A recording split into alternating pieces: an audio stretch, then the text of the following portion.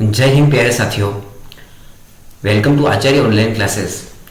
आज हम एमसीक्यू की इंपॉर्टेंस के बारे में चर्चा करेंगे और देखेंगे कि कैसे रिवीजन के लिए एमसीक्यू और पीवाईक्यू बहुत ही महत्वपूर्ण साबित होते हैं।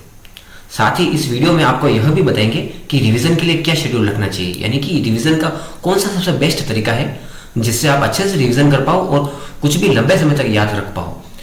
कोई भी गवर्नमेंट जॉब की तैयारी हो या फिर किसी भी विषय में पकड़ करने के लिए आपको रिवीजन करना है, तो किस तरीके से आप रिवीजन सबसे अच्छे तरीके से कर सकते हो वो हम आपको बताएंगे। तो प्लीज आप चैनल को लाइक, शेयर और सब्सक्राइब जरूर करना।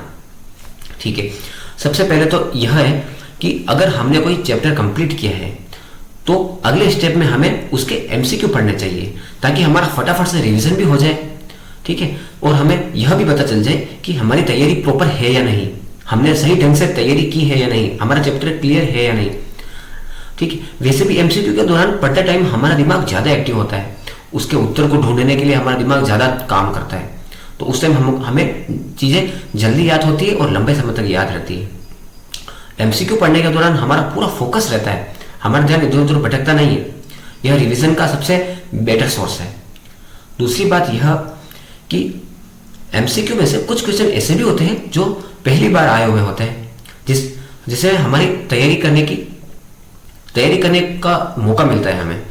ओके, एंड एमसीक्यू के अंदर पीवाईक्यू भी होते हैं जिससे हमें गत परीक्षाओं में आए हुए प्रश्नों के बारे में सही जानकारी मिलती है। और सबसे इंपॉर्टेंट बात तो यह है, सबसे मजेदार बात, कि एमसीक्यू से हमें यह पता चलता है कि प्रश्नों को किन किन एंगल से पूछा जाता है।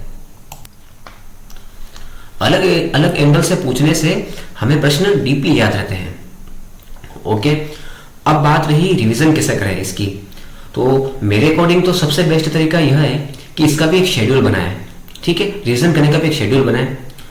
जैसे कोई एक टॉपिक हमने याद किया है तो अब हमें उसका रिवीजन तुरंत ही कर लेना चाहिए, उसके बाद अगले दिन वापस उसका रिवीजन करो, फिर आप 2 दिन का गैप देकर वापस रिवीजन करो, फिर 2 दिन के गैप में आप कोई भी नया चैप्टर शुरू कर सकते हैं। अब उसके बाद पहले वाले चैप्टर का वापस 4 या 5 दिन के गैप में या फिर 1 हफ्ते के गैप में शुरू करो और रिवीजन करना शुरू करो उसका।